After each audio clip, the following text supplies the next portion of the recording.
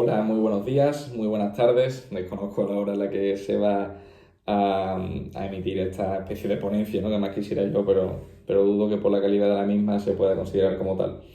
Muy brevemente me presento. Mi nombre es Pablo Meléndez García. Estudié Derecho en la Universidad de Cádiz y tuve el enorme placer de que se me conceda por esta institución de la cual estoy hablando ahora mismo, en el Ateneo de Cádiz, conjuntamente con la Universidad de Cádiz, el premio a la excelencia académica. Me llena de muchísimo orgullo y satisfacción, como dirían sus majestades, haber recibido este premio, de verdad, de corazón. No, nunca será suficiente reiterar tantas veces, dar las gracias a esta institución.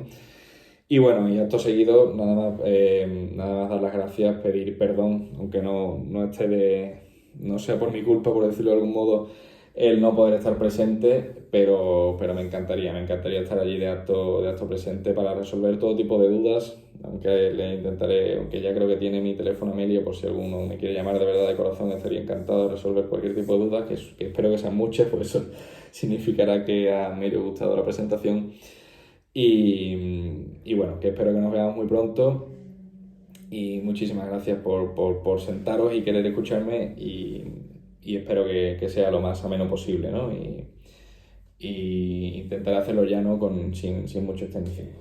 La ampliación del criterio territorial de la Corte Penal Internacional. Para hablar de este trabajo resulta necesario preguntar, que me encantaría si estuviera allí presente, qué es la Corte Penal Internacional.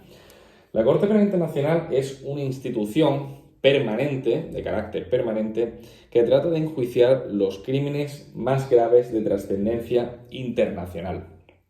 Para ello, se dota de varias armas en su constitución, que es el Estatuto de Roma, es la norma piramidal de la cual se funda este organismo, en la cual está basada o fue fundada en 1998 y entró en vigor en 2002. Es decir, estamos hablando de un tribunal de una duración bastante corta, en términos no solo de historia, sino de derecho, ¿no? Si queremos hablar de un tribunal con suficiente empaque, tenemos que considerar un tribunal con muchísimo recorrido para beber de su propia jurisprudencia. Y este no es nuestro caso, ¿no? Es un tribunal bastante joven, del cual trata de prolongarse en el tiempo, ¿no? Pero bueno, empieza su andadura en el año 2002.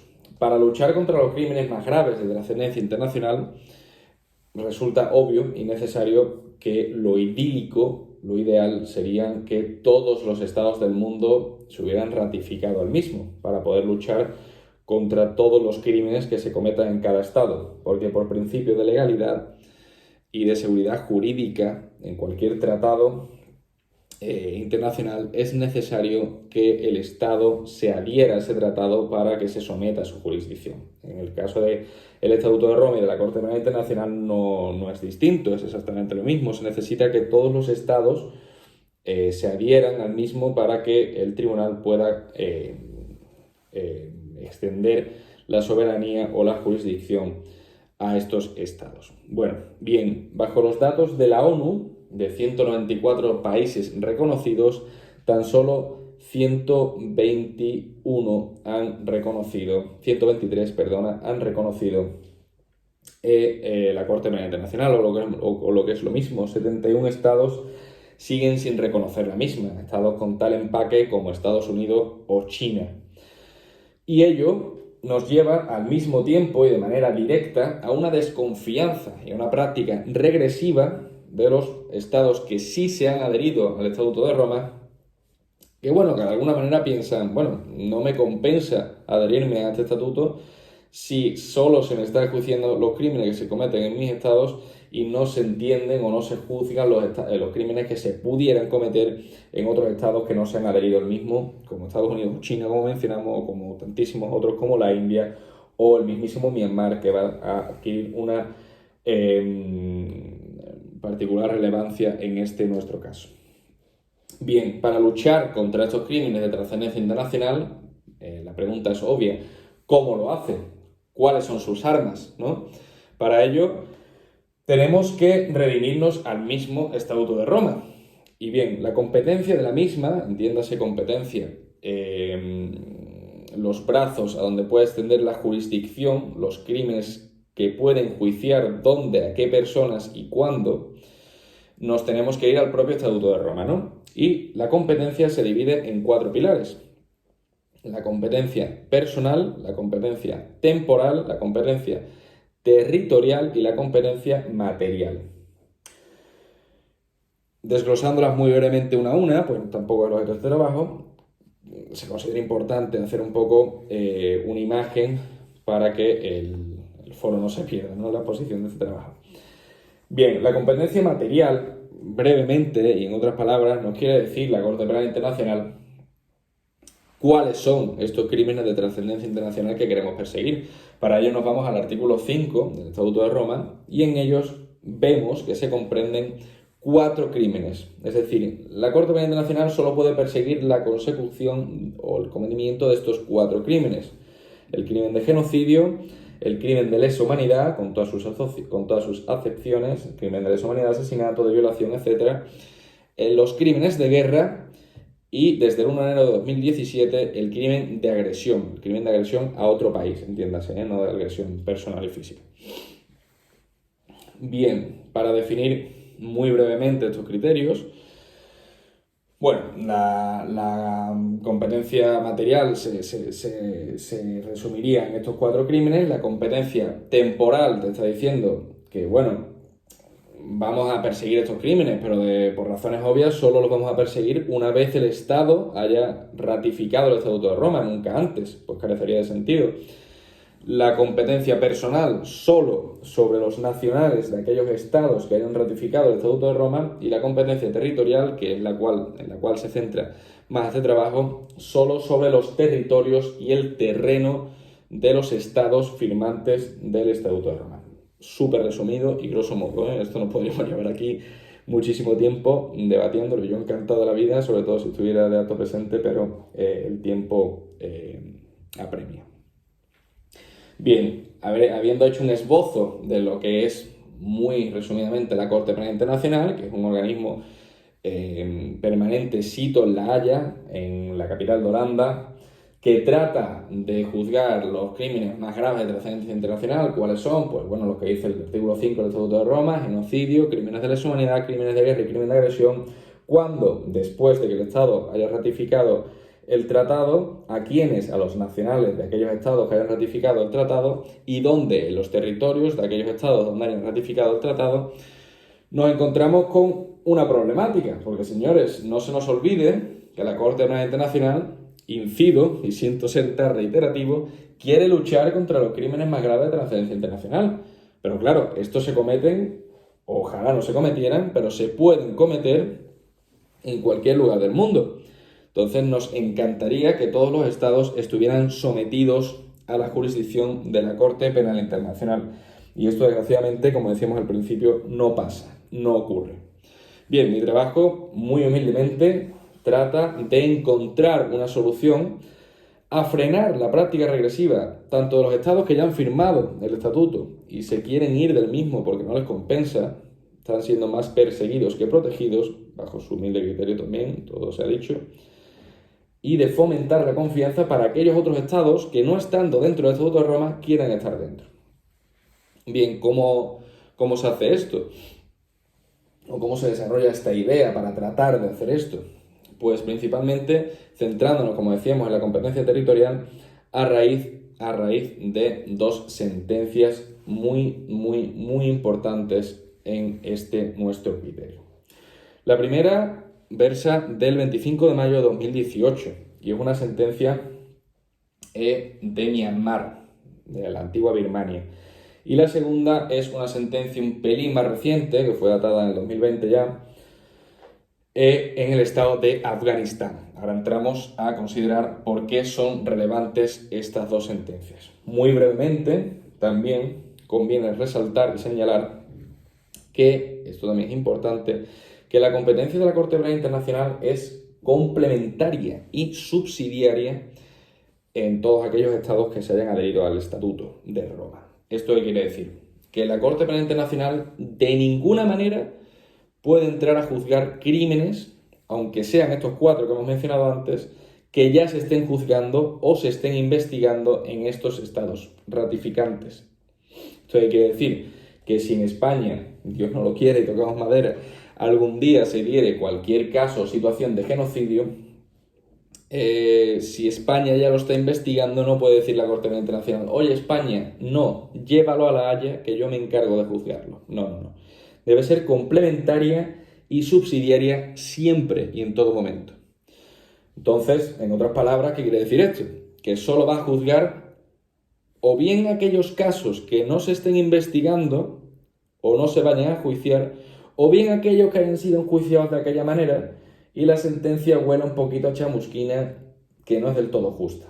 Dícese, en otras palabras, o llevado un poco al suelo, se centra más en aquellos países un poco menos civilizados, llámese Asia Oriental, llámese África, que bueno, no hay tanta seguridad jurídica y que bueno, estos son precisamente los países que se sienten perseguidos y dicen: joder, ¿para qué firmo si solo me persiguen a mí y a los civilizados? No, se puede entender de otra manera, un poco de, bueno, igual no persiguen a los civilizados porque aquí se hacen mejor las cosas. Bueno, esto es un debate nuevamente eterno en el que no conviene entrar, ¿no?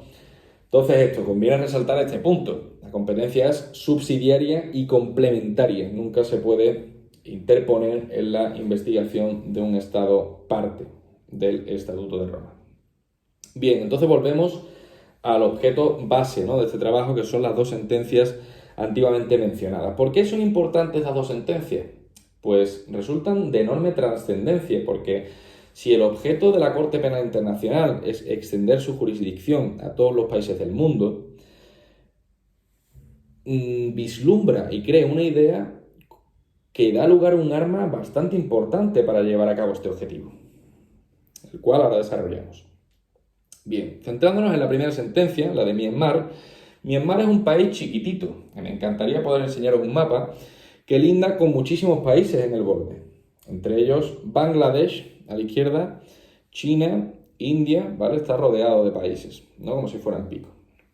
Bien, en este país, Myanmar, antiguamente Birmania, habitan una población, pequeñísima población, no llega a 1 millón de 17 millones de habitantes que tiene el país. Bueno, pequeñísima, o sea, es considerable, pero no tanto como el resto de la población, llamados los Rohingya.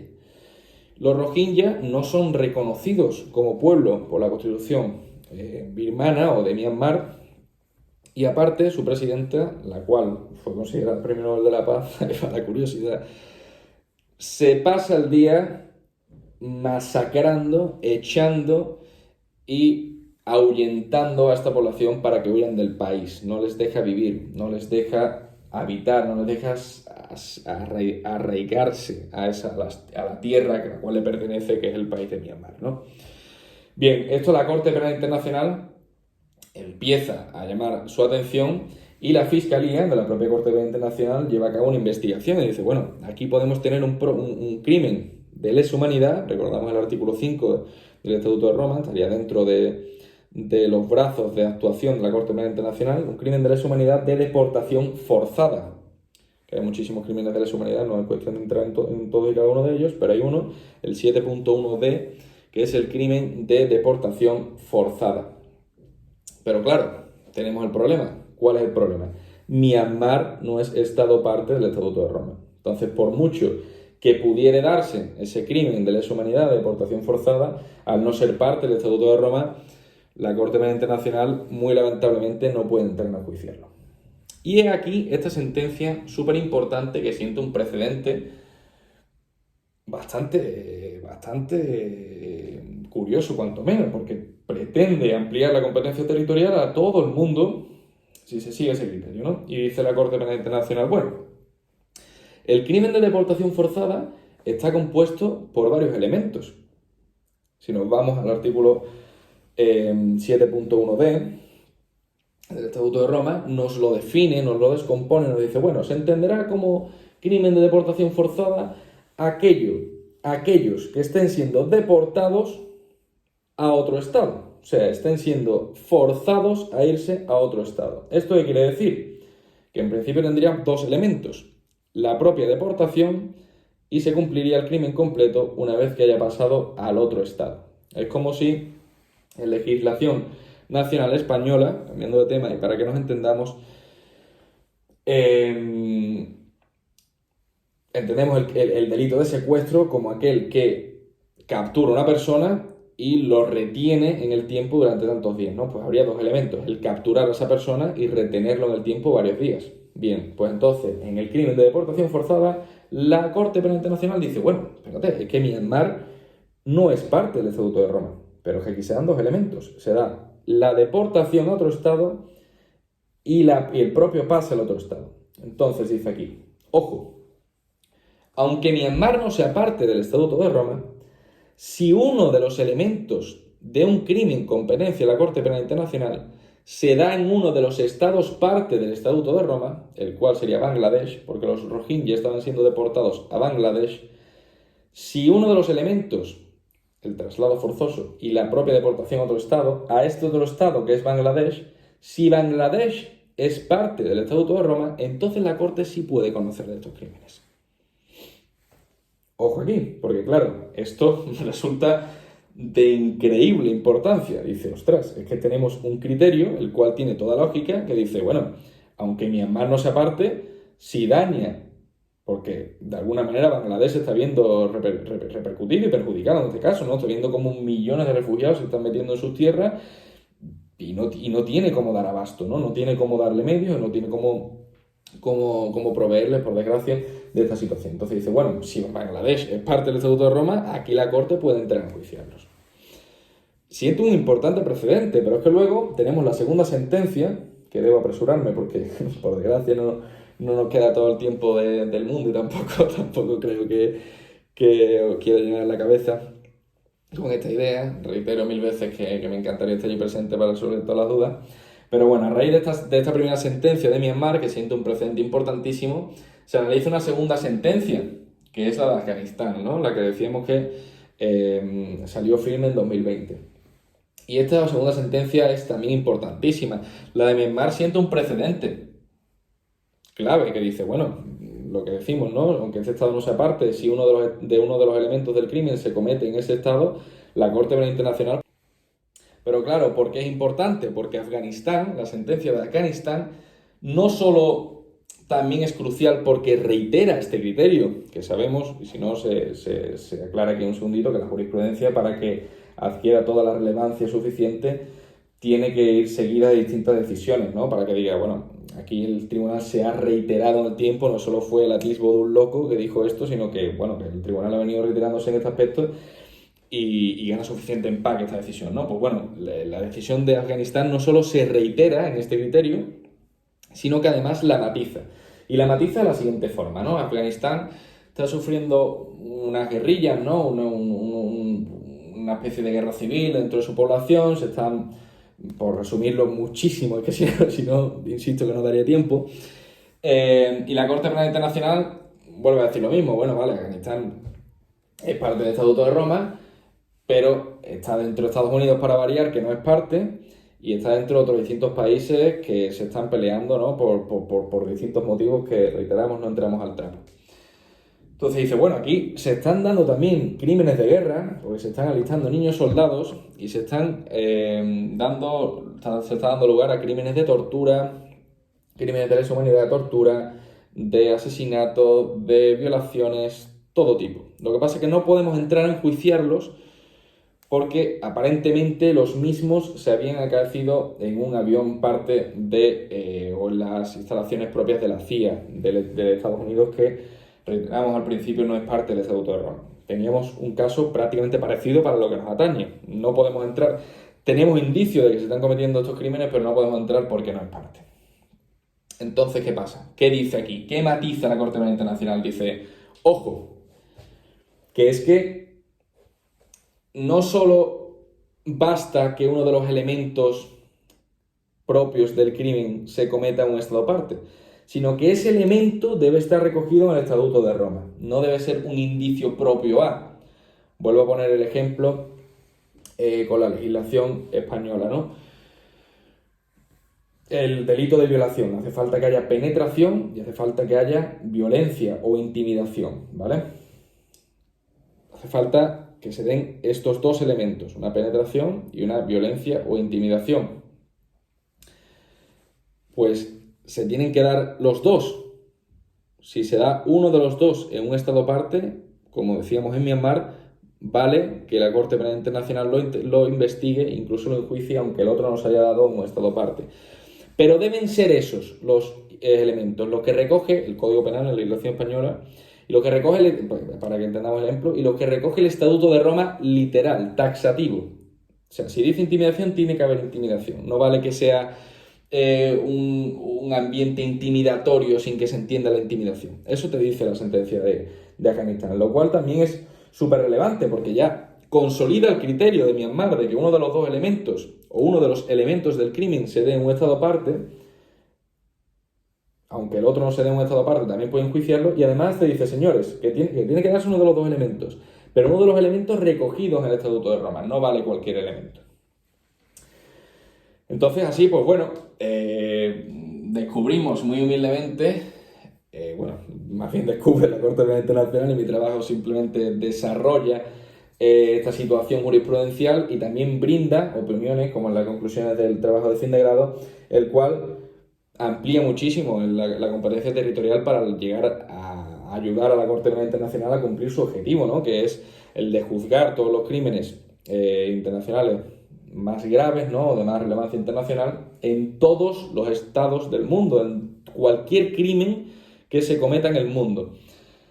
Y da una respuesta bastante amplia y que sirve de muchísima ayuda, o que servirá de muchísima ayuda a lo que es la Corte Penal Internacional, porque, bueno, podríamos ir relatando como sale en mis conclusiones del trabajo de fin de grado, pero que no es necesario. Cualquier crimen de lesa humanidad que tenga más de un elemento, si uno de los dos se lleva a cabo en cualquier otro estado aparte, imagínense, ¿no? Cualquier estado que haya ratificado el Estatuto de Roma, si linda o hace frontera con cualquier otro que no lo haya firmado, podría tener conocimiento del mismo. Entonces amplía muchísimo la competencia territorial de la Corte Penal Internacional para poder conocer de estos crímenes.